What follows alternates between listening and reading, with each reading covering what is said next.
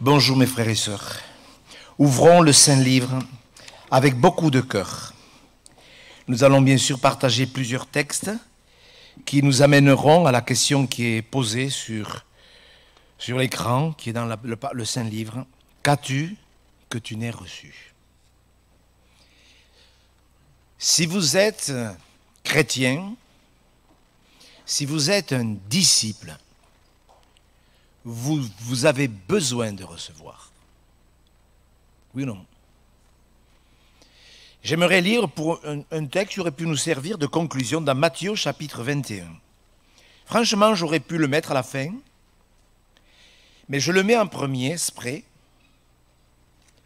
pour que nous nous rendions compte comment les choses se passent pour Dieu. Matthieu chapitre 21, verset 1er. Ce sont des textes que, vous savez, je le répète souvent, que je vous encourage à noter pour les reprendre en famille, dans vos cultes de famille, et partager ces choses. C'est tellement sérieux, frères et sœurs, que Jésus puisse bâtir son Église. Matthieu chapitre 21. Lorsqu'ils approchèrent de Jérusalem et qu'ils furent arrivés à Bethphagée, vers la montagne des Oliviers, Jésus envoya 2 disciples en leur disant « Allez au village qui est devant vous, vous trouverez aussitôt une ânesse attachée et un ânon avec elle. Détachez-les et amenez-les-moi. Si quelqu'un vous dit quelque chose, vous répondrez « Le Seigneur en a besoin. » Et à l'instant, il les laissera aller. Or, ceci arriva afin que s'accomplisse ce qui était annoncé par le prophète. Dites à la fille de Sion, « Voici, ton roi vient à toi, plein de douceur, et monté sur un âne, sur un ânon, le petit d'une ânesse. » Les disciples allèrent et firent ce que Jésus leur avait ordonné. Amen. Une prophétie de Zacharie s'est accomplie avec 2 disciples que le Seigneur Jésus a utilisés. Regardez ce texte. Écoutez-moi, frères et sœurs. Pourquoi Jésus a utilisé ces 2 disciples? Parce qu'ils étaient à côté de lui. Vous savez, ce texte s'est imposé à mon cœur quand j'ai commencé à prier pour ce culte. 2 disciples qui ont été utilisés pour la simple unique raison qu'ils étaient à côté de lui. Et le Seigneur les a utilisés. Parce que des fois, on est compliqué dans le service. Vous avez entendu plusieurs annonces par rapport aux besoins qui se présentent. Alors je sais que certains d'entre vous, vous êtes discrets, pudiques, et que vous n'irez peut-être pas demander, tiens, moi je pourrais vous aider pour la projection. C'est pour cela que nous devons avoir du discernement. Pour suggérer à des personnes de servir. Mais une chose est certaine, si nous sommes à côté de Jésus, comme ces 2 disciples, Dieu nous utilisera. Parce que c'est des textes, vous pouvez le calculer comme vous voulez. C'est d'une simplicité totale. Ils étaient là. Ils n'étaient pas à 100 mètres, ou à 200 mètres, ou à 3 kilomètres. Ils étaient à côté de Jésus. Ce sujet que nous abordons est un sujet très sérieux, comme tous. Mais celui-ci, pareil, devrait nous faire réfléchir, parce que les questions, elles sont là. Je les ai comptées, les questions, dans le Nouveau Testament. Je les ai comptées plusieurs fois. Si je ne me trompe, dans ma version, il y a 1566 questions dans le Nouveau Testament. Alors je sais qu'en fonction des versions, il y en a plus ou moins. Mais dans ma version à moi, il y a 1566 questions dans le Nouveau Testament. Pourquoi y a-t-il tant de questions? Parce que les questions, Dieu les pose pour nous faire réfléchir et pour que nous répondions, car la politesse exige le respect que nous répondions. Quand Jésus pose une question, normalement, nous devrions lui répondre. Quand Jésus dit, quand le Fils de l'homme viendra, trouvera-t-il la foi sur la terre? C'est à nous de répondre. Il pose la question à l'Église, au travers les siècles. Qu'as-tu que tu n'aies reçu? Beaucoup de chrétiens sont utiles et des chrétiens étaient inutiles. D'ailleurs, dans Philémon, je ne sais pas si je l'ai marqué le texte, je crois, oui. Dans Philémon, chapitre... Oh, il n'y a qu'un chapitre. Mais regardez le verset 10 et 11. C'est juste avant les Hébreux. C'est un texte, vous voyez, qu'en dit long. C'était un serviteur de... Enfin, non, il y avait Philémon, qui était un ami à Paul. Et Paul le lui envoie. Regardez ce qu'il dit. Ce que Paul dit de ce garçon. Versets 10 et 11. Regardez, c'est tout simple. Mais c'est pour nous encourager, frères et sœurs. Parce que nous pouvons avoir été inutiles un certain temps, alors que le prénom Onésime veut dire utile. Regardez ce qui est écrit. Je te prie pour mon enfant que je vais engendrer étant dans les chaînes, Onésime, qui autrefois t'a été inutile, mais qui maintenant est utile, et à toi, et à moi. Et après, il nous parle de ce... Paul parle à Philémon de ce garçon, d'une manière très affectueuse. Très affectueuse. Vous savez, dans l'église du Seigneur Jésus-Christ, il doit y avoir de l'affection. Dieu nous aime d'une manière affectueuse, d'une manière bienveillante. Et nous devons absolument écouter ce que Dieu a à nous dire. Mes frères et sœurs, nous sommes sous le regard du Seigneur. Nous devons nous poser certaines questions. Comment je reçois la parole de Dieu? J'ai souvent cité ce verset ces semaines passées, dans 2 Corinthiens 6:1, nous vous exhortons à ne pas recevoir la parole de Dieu en vain. Que de chrétiens, peut-être il y en a qui écouteront cette exhortation sur le net, ou en visio, ou ce matin ici. Combien de chrétiens reçoivent une parole pour rien? Nous vous exhortons à ne pas recevoir la parole de Dieu, la grâce de Dieu, c'est même pas la parole, la grâce, en vain. Que c'est triste de pouvoir se retrouver dans la maison de Dieu, avoir la nourriture sur la table, le pain sur la table, et recevoir pour rien. C'est terrible, Paul le dit aux Corinthiens. Je vous exhorte à ne pas recevoir en vain. Et nous devrions nous poser la question, mais qu'est-ce que je reçois? Et est-ce que je reçois en vain? Comment je fais les choses? Car le devoir d'un pasteur, c'est quoi le devoir? De bien prêcher? De vous apporter un sermon qui soit bien construit, intelligent, émotionnel, qui tienne debout? Non! La responsabilité d'un serviteur de Dieu, c'est de nourrir votre âme. Vraiment de la nourrir. Parce que nous comparaîtrons d'abord devant Dieu pour ça. Et nous serons jugés vraiment sévèrement. Recevoir en vain, ou dans 1 Corinthiens, vous connaissez ce texte, 1 Corinthiens chapitre 3, versets 12 et 15. Ceux qui construisent, vous savez, Paul parle que chacun, que si quelqu'un bâtit sur le verset avant, s'il vous plaît. Vous voyez? Que personne ne peut poser un autre fondement que celui qui a été posé, savoir Jésus-Christ. La suite, s'il vous plaît. Si quelqu'un bâtit sur ce fondement avec de l'or, de l'argent, des pierres précieuses, ça c'est les matériaux spirituels qui représentent l'intégrité, la consécration, les dons spirituels, etc. Et il y a ceux qui construisent avec du bois, du foin, du chaume. Mettez la suite. Ça, bien sûr, tout sera... Le jour la fera connaître. Il y a un jour, frères et sœurs, un jour, un beau jour. Il faut que ça soit un beau jour. Ça sera un jour terrible pour des chrétiens. Et ça sera un jour glorieux pour d'autres. Parce qu'ils auront pris ces choses au sérieux. On ne sert pas Dieu comme ça. Bien sûr que nous, notre devoir, c'est de vous demander si vous devez nous aider.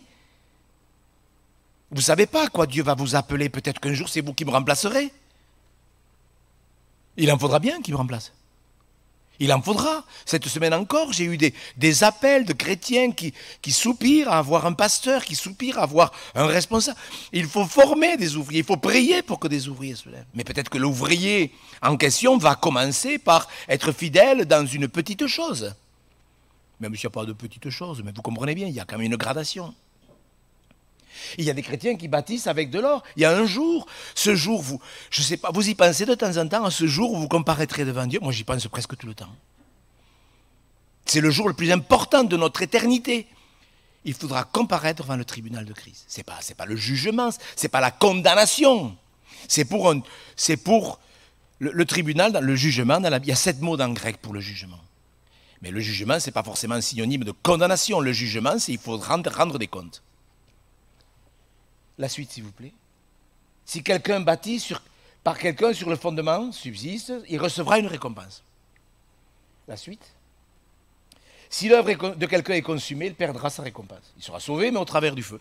Franchement, vous ne trouvez pas que ça serait quand même triste ou net que, imaginez, je passe devant Dieu et que Dieu me dise, Gérard, je t'ai jamais demandé de prêcher. Mais ça va arriver. Il y a des pasteurs qui n'ont rien à faire sur une estrade. Et il y a des chrétiens qui auraient dû y être. Et c'est valable pour tous les services. Il y a des gens à qui Dieu dira, je t'ai jamais demandé ça. C'est sûr et certain. Pourquoi? Parce qu'il n'y a pas eu cette proximité toute heureuse. Ces 2 disciples qui étaient à côté de Jésus, ils avaient besoin, ils avaient envie, ils avaient le plaisir. Et Jésus leur a dit, allez, c'est quoi aller chercher un âne? C'était un grand service, c'était aller chercher un âne, accroché. C'était quoi? C'est bien ou c'est pas bien? Aller chercher une ânesse. Tu vas là-bas, à la rue, derrière, tu prends l'ânesse et l'ânon, vous le détachez, si on vous fait des histoires, vous dites, Seigneur, c'est grand ou c'est petit ça? C'est merveilleux de pouvoir faire ce que Dieu veut. Que ce soit grand ou petit, détacher un âne, c'est pas, quoi qu'il y en a qui auraient peur. Il y a des gens qui ont peur d'une poule. J'ai vu ça chez moi, dans la maison. Même ma femme n'était pas très...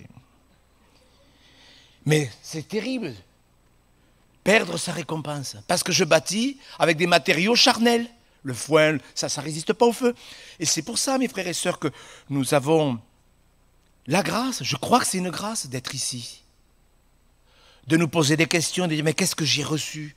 Qu'est-ce que je peux faire? Qu'est-ce que je fais? Il y a des gens, bien sûr que c'est délicat, cette affaire de discerner. Peut-être que, vous voyez, si je vous dis, vous chantez bien, vous chantez, Michael, pas vous, c'est un mauvais exemple. Mais bon, vous chantez bien, non, pas Madame Delavre. Mais quelqu'un qui chante bien, vous chantez bien, venez à la chorale. Est-ce que parce que quelqu'un chante bien, il faut qu'il soit à la chorale? Mais c'est une vraie question, ça. Vous comprenez ce que je veux dire? Ah, tu joues bien la guitare. Il chante, il parle bien. Il s'exprime bien. Il ferait un bon serviteur. On l'entend, ça, on l'entend. Est-ce que parce que quelqu'un s'exprime bien, il doit être pasteur? Est-ce que parce que quelqu'un s'exprime mal, il ne peut pas être serviteur? Vous voyez? Mais qu'as-tu que tu n'aies reçu? Il ne faut pas que vous et moi, nous nous présentions devant Dieu et que Dieu vous dise et que vous appreniez ce jour-là que ce que vous avez fait, ça valait rien, ça servait à rien. Il faut que ça soit précieux. Si on obéit aussi, ou si on fait les choses plutôt sans obéir. Vous connaissez ce texte d'Ecclésiaste 4, 17? Ceux qui offrent le sacrifice des insensés. J'en ai souvent parlé. Quand tu entres dans la maison de Dieu, approche-toi pour écouter. Je ne sais pas si je l'ai mis, non, je ne l'ai pas mis. Quand tu entres, je vous le cite, quand tu entres dans la maison de Dieu, approche-toi pour écouter, plutôt que pour offrir le sacrifice des insensés. Le sacrifice des insensés, j'en ai parlé, c'est je sers Dieu, mais je n'obéis pas. C'est terrible le sacrifice des insensés. Je sers Dieu, je fais quelque chose parce que le pasteur m'a demandé de faire, ou parce qu'il faut faire quelque chose, parce que la foi sans les œuvres est morte. Je fais, mais je n'obéis pas. La Bible dit que c'est le sacrifice des insensés. Vous voyez, toutes ces choses, elles sont sérieuses.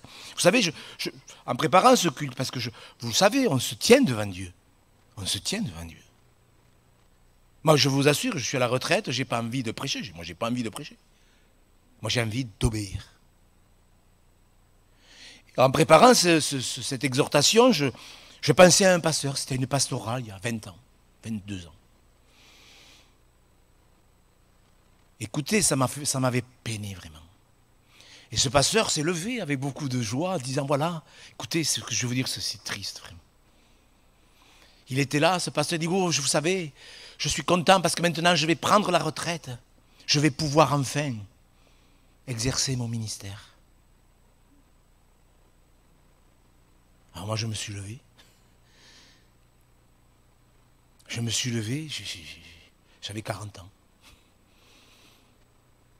Je me suis levé et j'ai dit, écoutez, moi j'ai une question à vous poser. Qu'est-ce que vous diriez d'un boulanger qui vous dirait, vivement que j'arrive à la retraite, je vais pouvoir faire du pain? Alors personne n'a bien ri, enfin il y en a qui ont souri. Mes frères et sœurs, qu'est-ce que vous diriez d'un docteur qui vous dirait, vivement que j'arrive à la retraite, je vais pouvoir soigner les malades, j'en ai marre de faire de la peinture ou de réparer les chambres pour les malades?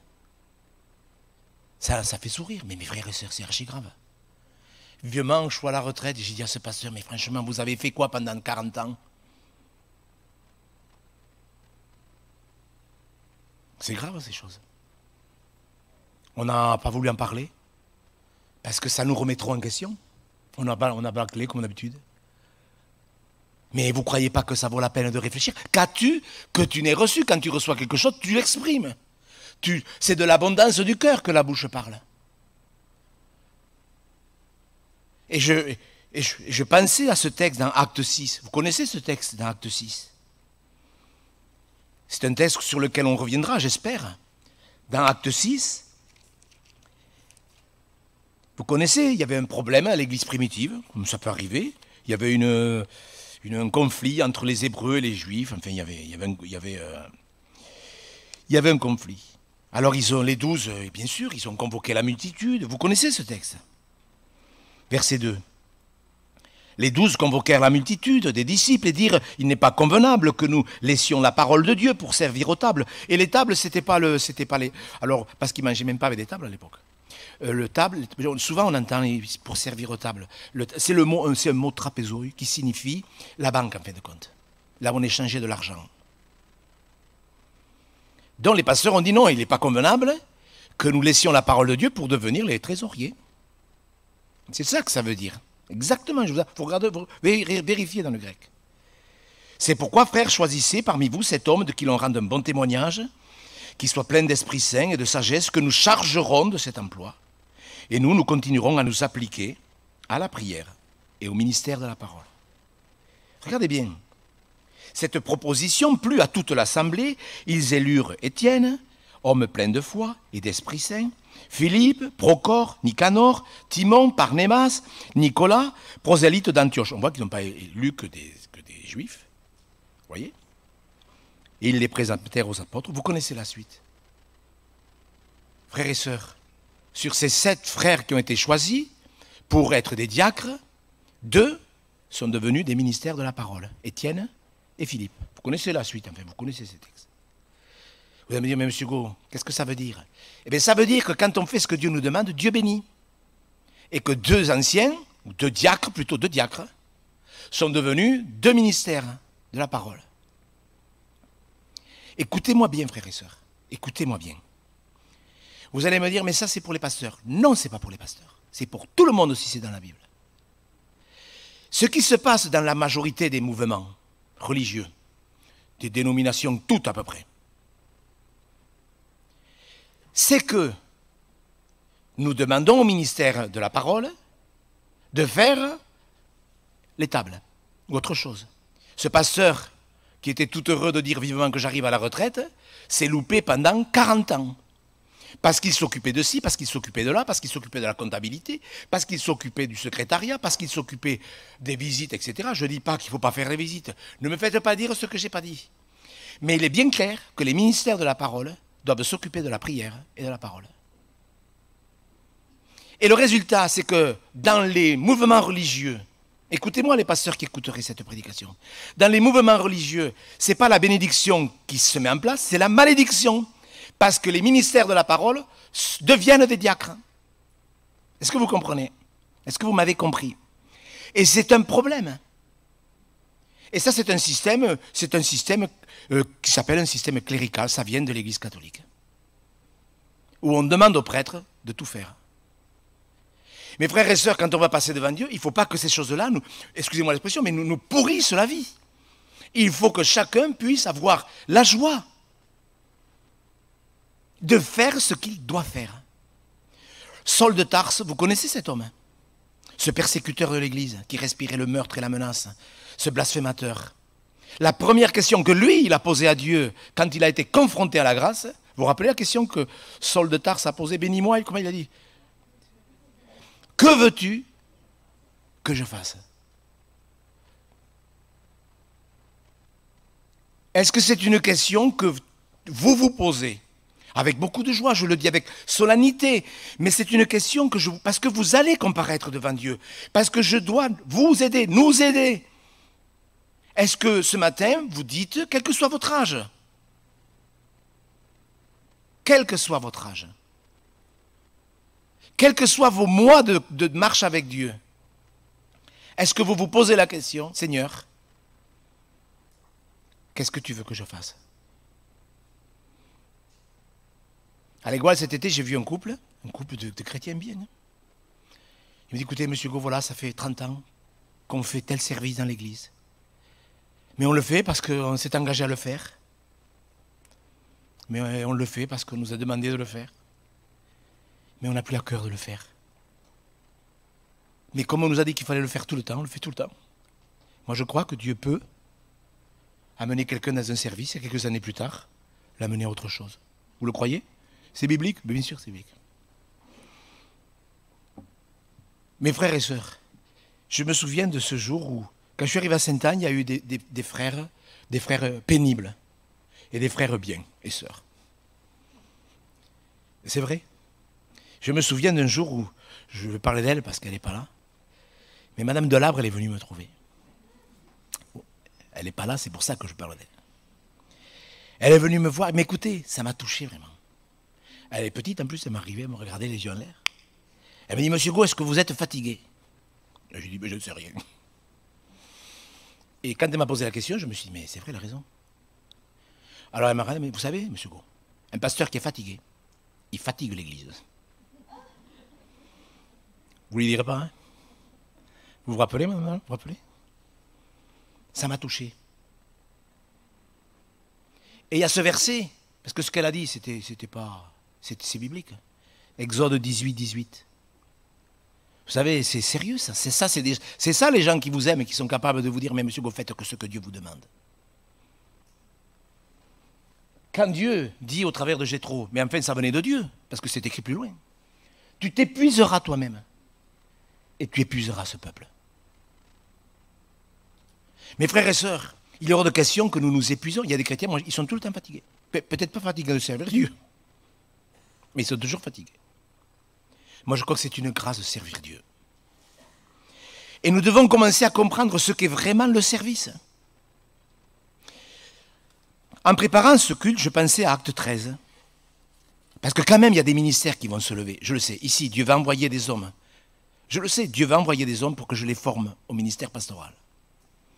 Et regardez dans Acte 13, au verset 1 et 2, regardez bien, mes frères et sœurs, c'est quoi le service? Il y avait dans l'église d'Antioche des prophètes, des docteurs. Barnabas, Siméon, appelé Niger, Lysius de Cyrène, Manahem, qui avait été élevé avec Hérode le Trétarque, et Saul. Pendant, regardez bien, pendant qu'ils servaient le Seigneur, dans leur ministère. Et en plus du service, ils jeûnaient. Le Saint-Esprit dit, mettez-moi à part Barnabas et Saul pour l'œuvre à laquelle je les ai appelés. En plus, Dieu va demander presque, ce que je veux dire, ce n'est pas juste, mais presque 2 meilleurs de partir. C'est presque juste.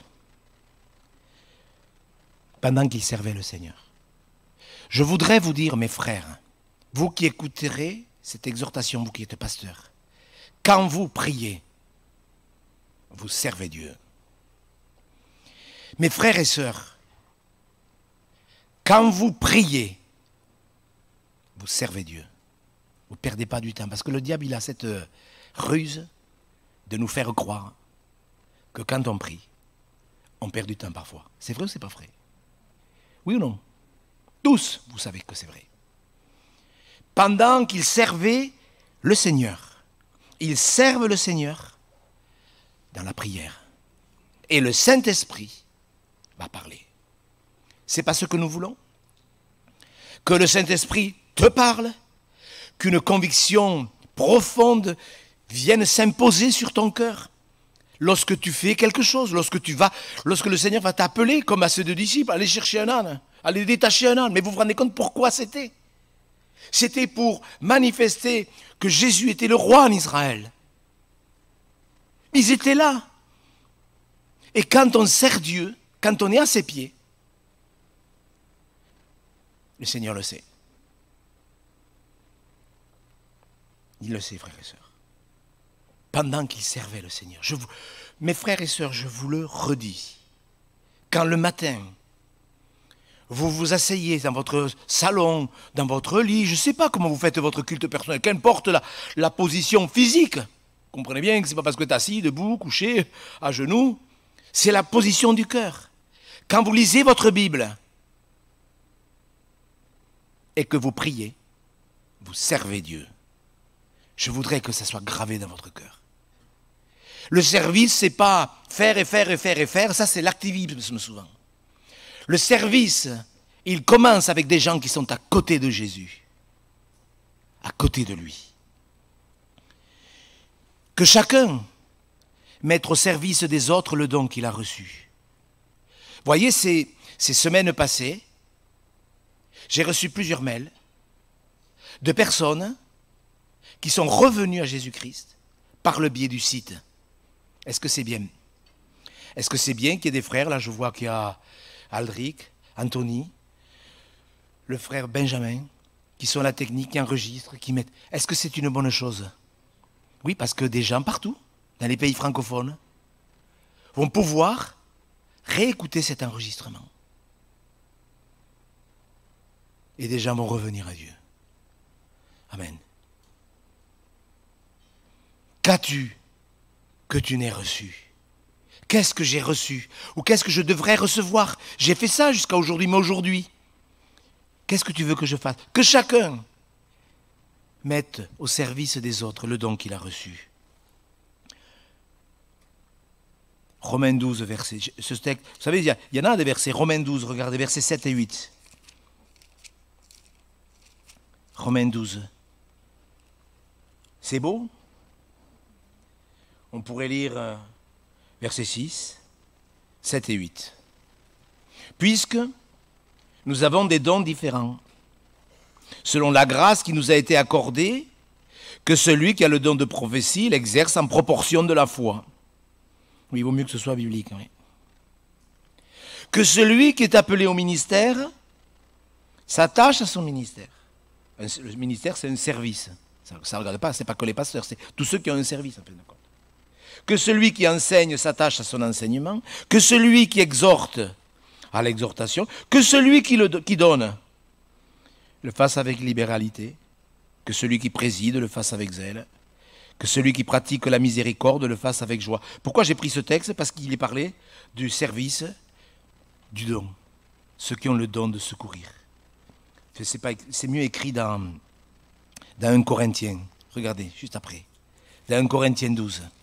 Oui, il y a tous ces dons, mais 1 Corinthiens 12. On voit qu'il y a une... Ce n'est pas une hiérarchie, c'est un ordre. Ce n'est pas premièrement en haut, deuxièmement, troisièmement, c'est l'un après l'autre, c'est de l'ordre. Regardez, 1 Corinthiens 12, verset 28. Parfois on me reproche de vouloir mettre de l'ordre. Non, non, non, non, je continuerai, je vous le dis, je continuerai. Parce qu'il y a un ordre, regardez bien. 1 Corinthiens 12, 28, Dieu a établi dans l'Église, premièrement, alors est-ce que ça veut dire que les premiers sont au-dessus en haut? Les meilleurs? Non, premièrement, c'est horizontal. Premièrement, des apôtres. Secondement, des prophètes. Troisièmement, des docteurs ou des enseignants. Ensuite, ceux qui ont le don des miracles. Ceux qui ont le don de guérir. Ceux qui ont le don de secourir. Vous voyez?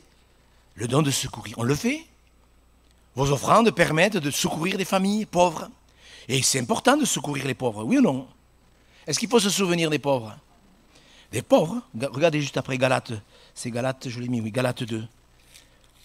C'est important, frères et sœurs, parce que Dieu, il y a des choses qui plaisent à Dieu. Quand on veut servir Dieu, il faut savoir ce qui lui plaît. Galates, alors on le fait très discrètement, mais on le fait. Je peux vous dire qu'on le fait. On a une caisse d'entraide. Des gens nous donnent des sous pour ça. Et on l'a fait, je croyais moi, on le fait de manière intelligente. Galates 2, verset 10, ils nous recommandèrent seulement de nous souvenir des pauvres. Ce que j'ai eu soin de faire. Est-ce que c'est bien de prendre soin des pauvres? Est-ce que Dieu peut nous amener des riches? Est-ce que Dieu peut nous amener des pauvres? Ben, Dieu va nous envoyer les deux. Comme, il faut mieux, qui sait qu'il faut bien accueillir, les riches ou les pauvres? Ben, les deux. Est-ce que c'est normal qu'il y ait des riches? La campagne présidentielle approche. Est-ce que c'est normal qu'il y ait des pauvres? Ben oui, la Bible dit que Dieu a fait l'un et l'autre. Que le riche et le pauvre se rencontrent. Nous, on est dans une société complètement perdue. Le problème, c'est que les pauvres ne doivent pas juger les riches, et les riches ne doivent pas mépriser les pauvres. Et dans une église, c'est tout à fait normal qu'il y ait plein de gens différents. Mais nous devons nous souvenir des pauvres. Vous voyez, ça fait partie des choses qui plaisent à Dieu. Une église, elle a ce côté où nous faisons attention. C'est pour ça que nous devons chacun dire, mais qu'est-ce que j'ai reçu? Avoir du discernement. Parce que là aussi, on ne peut pas aider n'importe qui. En préparant cette prédication, j'ai repensé à un frère, un croyant. Un croyant, il était venu me voir, il était descendu de Strasbourg, il était là à Toulouse depuis plusieurs mois. Il avait une trentaine d'années, et il vient me voir, il dit, je peux vous voir demain, tout ça. J'ai dit, oui, venez à la maison, boire le café. Il me dit, Monsieur Gourou, est-ce que vous avez une parole de Dieu pour moi? J'ai dit, non. Mais racontez-moi votre vie, et peut-être que je vous donnerai un conseil. Ah, vous savez, Monsieur Gourou, moi j'ai à cœur de servir Dieu. J'ai été dans des séminaires, vous savez, il y avait une onction, et le pasteur, il m'a imposé les mains, et il m'a dit que je serais comme Josué. Ah, j'ai dit, ben, c'est bien, il en faut, croyez-moi, il en faut. Et puis j'étais à un autre séminaire, et le pasteur, il m'a dit, tu seras comme Caleb. J'ai dit, mais c'est bien. Et puis j'ai dit, mais qu'est-ce que vous faites dans la vie? Ah, moi je ne travaille pas, vous savez, je ne veux pas perdre ma paix. Ah, j'ai dit, à quoi? Parce qu'en travaillant, on perd la paix. Alors il a commencé à se patouiller. Écoutez bien, parce que c'est passé ici à Toulouse. Et il me dit, voilà, mais moi je voudrais, Monsieur Go, que vous me donniez une parole. Mais ça y est, maintenant j'en ai une. J'en ai une parole pour vous. Allez, on va la lire. On va la lire. Ah, il était tout content. Alors je dis, on va lire dans 2 Thessaloniciens, chapitre 3, verset 10. On va la lire. En plus, sa mère était malade, elle était en train de mourir du cancer à Strasbourg. Et j'ai dit, et vous êtes là à Toulouse à rien faire? Et j'ai dit, oui, j'ai une parole pour vous. Ce n'est pas tout à fait la même que ces pasteurs vous ont donnée. 2 Thessaloniciens, chapitre 3, verset 10. Si quelqu'un ne veut pas travailler, qu'il ne mange pas non plus. Alors, j'ai vu que son visage n'était pas content. Nous apprenons cependant qu'il y a parmi vous quelques-uns qui vivent dans le désordre, qui ne travaillent pas, mais qui s'occupent de futilités. Nous invitons ces gens-là et nous les exhortons par le Seigneur Jésus-Christ à manger leur propre pain, en travaillant paisiblement. Pour vous, frères, ne vous lassez pas de faire le bien. Si quelqu'un n'obéit pas à ce que nous disons par cette lettre, notez-le. N'ayez pas de relation avec lui afin qu'il éprouve de la honte. Ne le regardez pas comme un ennemi, mais avertissez-le comme un frère. J'ai dit, voilà la parole qu'il vous faut. Je lui ai dit, j'ai dit, mais de tout mon cœur, il était archi furieux. J'ai dit, mais je vous avertis, votre maman est en train de mourir. Et vous êtes ici à Toulouse, vous ne voulez pas travailler. J'ai dit, moi je vous paye le train, mais repartez à Strasbourg, occupez-vous de votre maman. Vous devriez avoir honte de ce que vous faites. Vous voyez comme on a besoin de discernement, on ne peut pas aider et utiliser l'argent de l'Église, l'argent que vous nous confiez, n'importe comment. Il ne voulait pas travailler, monsieur. J'ai dit, non, il faut travailler. C'est pour ça, mes frères et sœurs, que cette affaire de qu'as-tu que tu n'aies reçu, on doit demander à Dieu du discernement. C'est terrible de voir il avait 33 ans. À 33 ans, je dis, vous ne travaillez pas, mais vous devriez avoir honte. Le lendemain, il m'a téléphoné pour me demander pardon parce qu'il était furieux contre moi. Je vous demande pardon, j'ai été furieux toute la nuit contre vous. J'ai dit, mais moi je vous dis ça parce que je vous aime. Parce que vous allez passer devant Dieu et vous êtes un feignant, un paresseux. Alors il m'a dit oui, alors il a commencé à pleurer. J'ai dit, écoutez, passez à la maison. Je vais voir avec le conseil, on lui avait payé le train pour qu'il retourne s'occuper de sa maman. Il m'a téléphoné quelques semaines après pour me dire qu'elle était morte. C'est sérieux cette affaire de secourir, d'aider. On n'est pas là pour faire du social bêtement. Il faut vraiment, mes frères et sœurs, que tous, l'Église c'est un corps. On ne peut pas dire, bon, il y a assez de monde pour le ménage, il y a assez de monde. Non, vous devez faire. Dans l'église d'Antioche, vous savez, il y avait plusieurs enseignants, plusieurs pasteurs, plusieurs prophètes, etc. Mais ça ne m'étonnerait pas qu'ici, nous ayons la responsabilité de former plusieurs enseignants, plusieurs pasteurs, plusieurs prédicateurs. Pourquoi? Parce que c'est la volonté de Dieu. Qu'as-tu que tu n'aies reçu? Avoir du discernement, c'est sérieux. Oui, j'avais une parole pour ce gars. Il ne l'a pas apprécié, bien sûr. J'espère qu'aujourd'hui, il s'est mis à travailler. J'espère qu'aujourd'hui, il a trouvé du travail.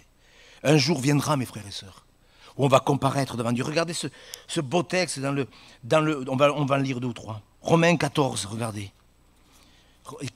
Des textes comme ça, il y en a plusieurs. Romains 14, verset 10. Verset 10. C'est tout un texte encore sur le corps de Christ. Romains 14, verset 10. Mais toi, pourquoi juges-tu ton frère? C'est pas évident de... Enfin, dans une église, est-ce qu'on peut juger le comportement des gens ou est-ce qu'il faut juger le péché? C'est pour ça qu'on a besoin de discernement. On n'a pas à juger le comportement, à s'ingérer dans les affaires d'autrui. Moi, je l'ai vu, ça. Ça, c'est quelque chose qui m'a vraiment attristé tout le long de mon ministère. Des chrétiens qui s'ingèrent dans la vie des autres. Par contre, juger le péché dans l'église, ça, c'est quelque chose d'absolument vital. Si quelqu'un est dans le péché, il ne faut pas attendre. Moi, je vois qu'on a attendu des fois la reconnaissance de certains pasteurs, le jour de la reconnaissance où quelqu'un disait « Ah, mais moi, j'ai quelque chose contre lui depuis 5 ou 6 ans. » Non, mais sérieusement, on a eu fait n'importe quoi. Mes frères et sœurs, ce verset, il devrait tous nous réjouir et nous interpeller. Il nous faut, pourquoi juges-tu ton frère? Ou toi, pourquoi méprises-tu ton frère? Puisque nous comparaîtrons tous devant le tribunal de Dieu. Car il est écrit, je suis vivant, dit le Seigneur, tout genou fléchira devant moi, toute langue donnera gloire à Dieu, pensez à n'importe qui, tout homme rendra gloire à Dieu, mais du bon côté ou du mauvais. Ainsi, chacun de nous rendra compte à Dieu pour lui-même. Mes frères et sœurs, je ne voudrais pas mal dire les choses et vous faire de la... Et vous voyez, parce qu'on peut utiliser des versets pour mettre la pression aux gens, c'est stupide et c'est diabolique. Mais il faut quand même que nous rendions à l'évidence, chacun de nous rendra compte pour lui-même. C'est-à-dire qu'un jour, vous, je ne sais pas comment ça se passera, on a quelques idées, mais enfin qu'importe, on comparaîtra devant le Seigneur Jésus-Christ. Chacun. Il faut que ça soit super ce moment. Vous êtes d'accord? Il faut que ce soit un moment génial. Un moment où nous aurons cette grâce de comparaître devant le Seigneur en ayant travaillé, non pas avec du foin et de la paille, où tout ce qu'on aura fait, ça ne servira à rien. Vous vous rendez compte? Vous passez devant Dieu, voilà, j'ai fait ça. Enfin, je ne sais pas comment, mais c'est écrit, on l'a lu tout à l'heure. J'ai fait ça et ça. Mais si Dieu vous dit, mais je ne t'ai jamais demandé d'être pasteur. Je ne t'ai jamais demandé d'être trésorier de l'église. C'est grave, mes frères et sœurs. Il faut que ce soit de l'or, des matériaux précieux. Surtout que des versets comme ça, il y en a un autre. Alors on a Romains 2 Corinthiens 5, verset 10. C'est quelque chose de... C'est pour ça qu'il faut faire des efforts. D'ailleurs, le verset 9, je ne l'ai pas mis, mais il faut que... Vous pouvez le mettre, le verset 9, s'il vous plaît? C'est pour cela aussi que nous nous efforçons de lui être agréable. Vous voyez, il y a des efforts à faire. Il y a des efforts, de beaux efforts. Soit que nous demeurions dans ce corps, soit que nous le quittions, car il nous faut, c'est un impératif, c'est quelque chose, c'est non négociable cette affaire. Ça n'a rien à voir avec le salut, ça a à voir avec les récompenses. Il nous faut tous comparaître devant le tribunal de Christ, afin que chacun reçoive selon le bien ou le mal qu'il aura fait étant dans son corps. Il faut tous comparaître. Éphésiens 6, un peu plus loin, Éphésiens 6, verset 6. On devrait faire une étude sur la rémunération, sur ce jour-là. Il y a des gens qui m'ont dit « Oh, moi, monsieur Gault, les récompenses, c'est pas la peine que vous prêchiez sur les récompenses. Ça sert à rien. » Ça, c'était de l'orgueil, oui. Parce que moi, je crois qu'on a quand même besoin, si la Bible en parle, de savoir que quand on passera devant Dieu, il y aura des récompenses. Éphésiens 6, versets 6 à 8.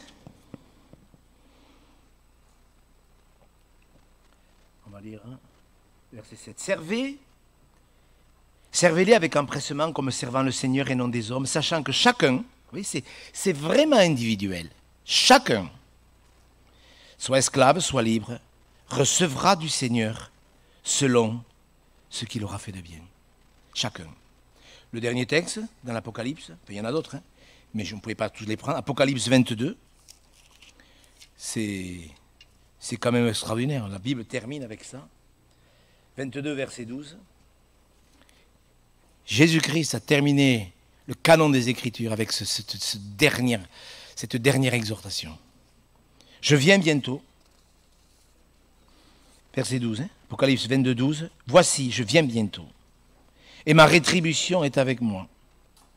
Pour rendre aux églises, non, à chacun, selon son œuvre. Mes frères et sœurs, vous qui avez donné votre cœur à Jésus-Christ, vous qui êtes passés par le calvaire, vous qui êtes un disciple, c'est vrai qu'il y a beaucoup de chrétiens de nom qui ne reçoivent rien pour, je ne vais pas reprendre ce que j'ai dit au début, parce qu'ils reçoivent en vain, ils écoutent mais leur cœur est percé, ils obéissent ils servent sans obéir, etc. Ils font les choses parce qu'on leur a dit, t'as qu'à faire chanter, t'as qu'à faire ceci. Il y a des gens, mais nous on a vu ça. Des pasteurs qui contraignaient les gens à faire ceci ou cela. Non, on va vous aider, on va vous encourager. On voudrait que des frères par exemple, se lèvent pour la distribution de la Sainte Seine, parce qu'il va falloir le faire d'une manière très sérieuse.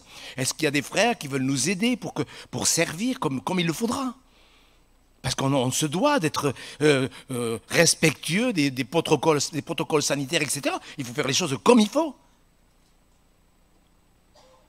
Il faut faire les choses comme il faut, on doit obéir, mes frères et sœurs. Et toutes ces choses, regardez comment Jésus a été soucieux, Matthieu 10, 40. Regardez ce verset, je l'ai souvent cité, mais quand même, dans le cadre de cette exhortation, est-ce qu'il n'est pas précieux, frères et sœurs? Matthieu 10, 40. Regardez comme il est beau ce verset. Jusqu'à 42, lisez-le avec beaucoup de grâce et de joie, frères et sœurs. Celui qui vous reçoit me reçoit. Celui qui me reçoit, reçoit celui qui m'a envoyé. Celui qui reçoit un prophète en qualité de prophète recevra une récompense de prophète. Celui qui reçoit un juste en qualité de juste recevra une récompense de juste. Et quiconque, n'importe qui, donnera seulement un verre d'eau froide à l'un de ses petits, parce qu'il est mon disciple, je vous le dis en vérité, il ne perdra pas sa récompense. Vous pouvez tous dire merci Seigneur. Regardez comment Jésus a été, mais bienveillant, de toutes petites choses, que je fais vraiment pour le Seigneur de tout mon cœur. Vous savez, c'est pour ça qu'on doit recevoir. Peut-être que dans la prière, dans ce moment où vous servez Dieu dans la prière, le Seigneur va vous mettre à cœur un voisin. Ah, je vais l'appeler, ça fait quelques jours que je ne l'ai pas vu. Un verre d'eau froide, c'est ça. C'est des petites choses. Mais elles ont de la valeur devant Dieu. Vous les avez oubliées, toutes les fois vous avez téléphoné à un chrétien qui n'était pas bien, un chrétien qui ne venait pas depuis un moment. Des petites choses. Mais Dieu dit qu'il ne les oublie pas. Dieu enregistre tout, même les toutes petites choses. C'est pas merveilleux? Qu'as-tu que tu n'aies reçu?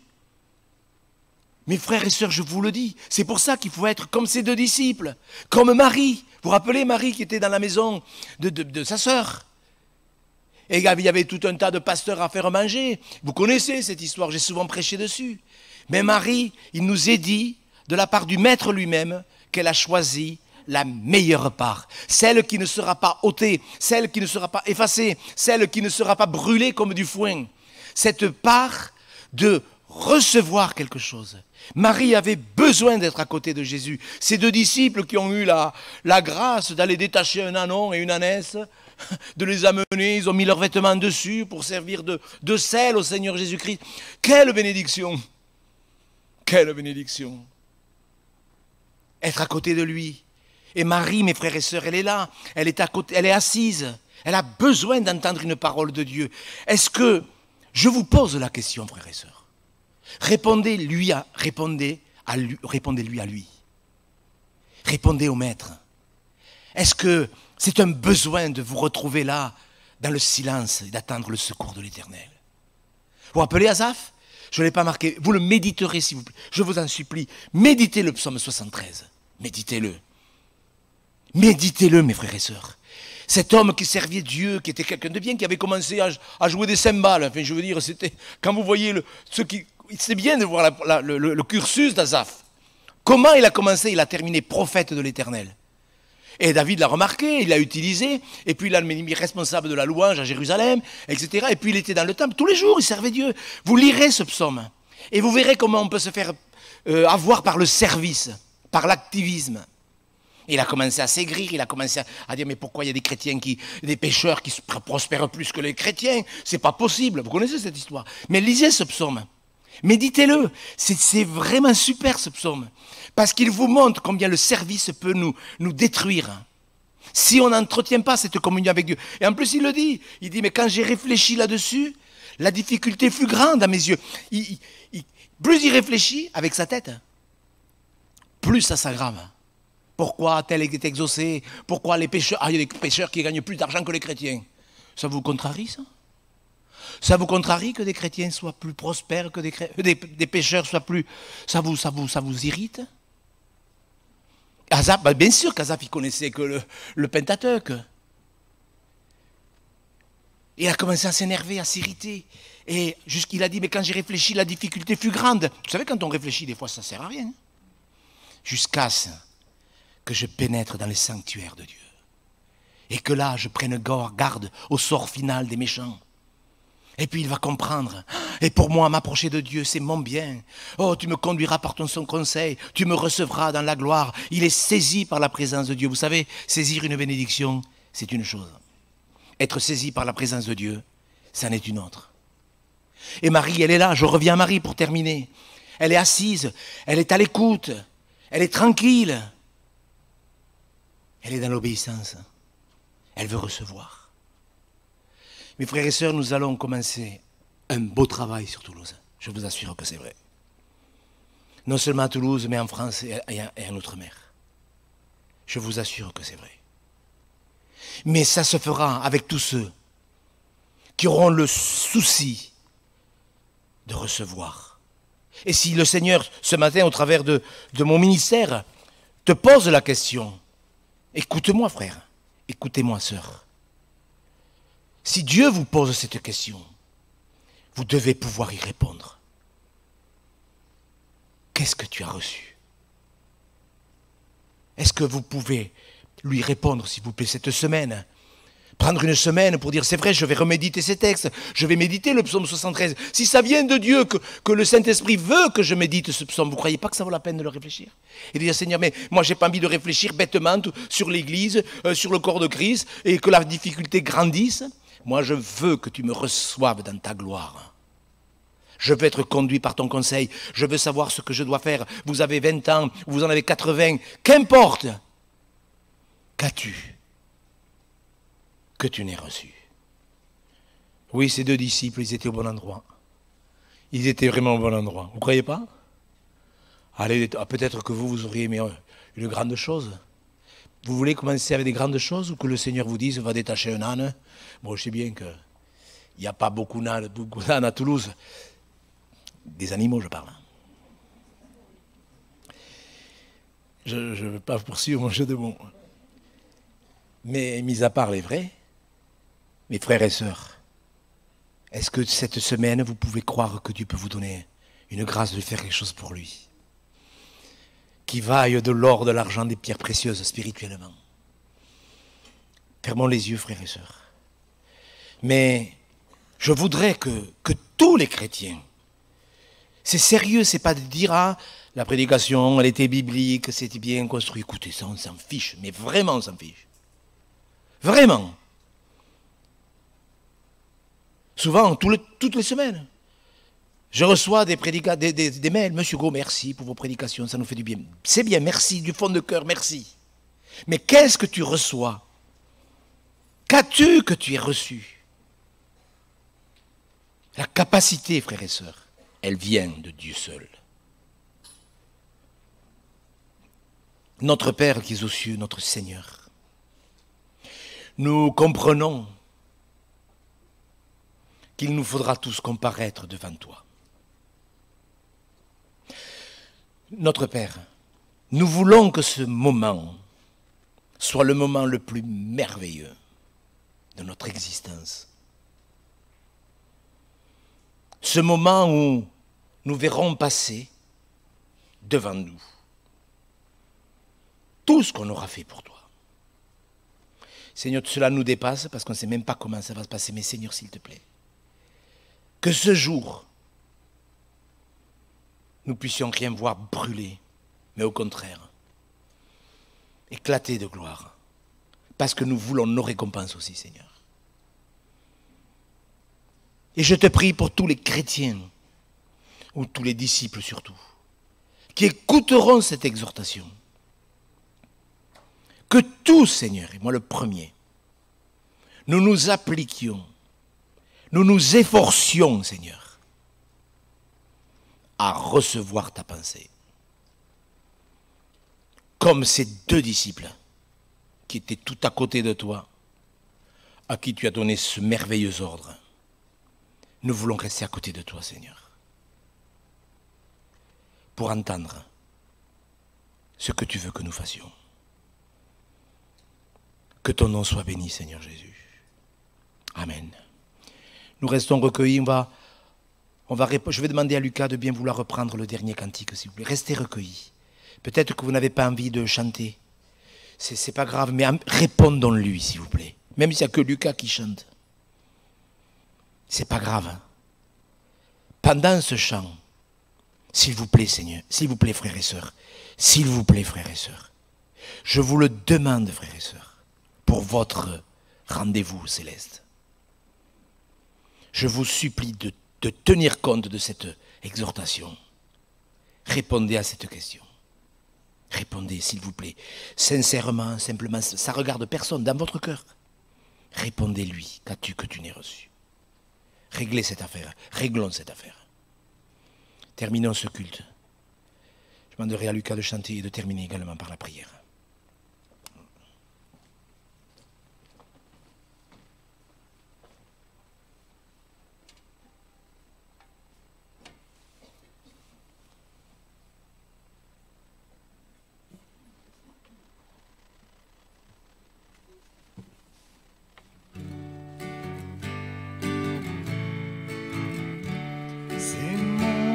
Joyeux service d'offrir à Jésus-Christ en vivant sacrifice mon corps et mon esprit. Accepte mon offrande, bien-aimé Fils de Dieu, et que sur moi descende la flamme du Saint-Dieu.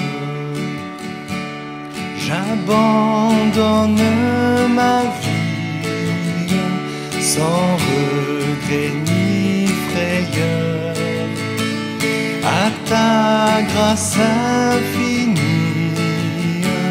ô mon libérateur. Accepte mon offrande, bien-aimé Fils de Dieu, et que sur moi descende la flamme du Saint-Dieu. Qu'un feu nouveau s'allume par ton amour en moi, et dans mon cœur consume ce qui n'est pas à toi. Accepte mon offrande, bien-aimé Fils de Dieu, et que sur moi descende la flamme du Saint-Dieu. Viens Jésus, sois mon maître, par ton sang racheté. À toi seul je veux être, et pour l'éternité.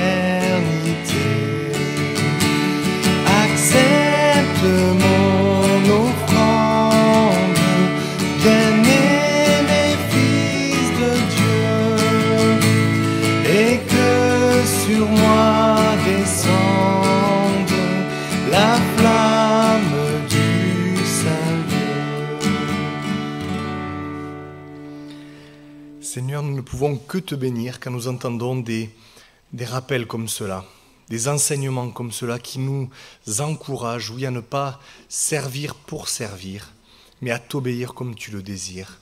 Combien il est important, Seigneur, d'entendre cela, mais combien il est important aussi d'y répondre, et c'est ce que nous voulons faire. Que nos cœurs, oui, puissent être sensibles à ta voix, que nous ne repartions pas comme nous sommes venus, mais que nous puissions, oui, prendre cette résolution, chacun dans nos cœurs, que tu puisses nous parler, continuer à nous parler, Seigneur, dans cette journée, dans les jours à venir, pour que ce soit quelque chose qui soit ancré en nous, et que nous ne refassions pas des choses que nous faisions avant, que nous ne rentrions pas dans des modèles, dans des choses, Seigneur, qui nous déculpabilisent ou quoi que ce soit, mais que nous puissions répondre à ton appel. Merci, oui, pour ta patience. Merci pour ton amour. Merci pour ta fidélité qui nous encourage, qui nous permettent, oui, de nous préparer à ce grand jour où nous passerons devant toi. Tu nous as tout indiqué. Tu nous as renseigné sur l'attitude que nous devons avoir, sur comment nous devons t'obéir, et c'est ce que nous voulons faire. Nous voulons être cette épouse qui s'est préparée. Nous voulons être ces vierges qui ont, oui, de l'huile en réserve pour le jour où tu vas revenir dans cette attente. Merci, parce que c'est toi qui nous donnes la grâce d'aller jusqu'au bout et de persévérer. Merci pour ton grand amour, merci pour ta parole que tu nous as laissée. Nous te remercions de tout notre cœur. À toi soit toute la gloire éternelle. Amen.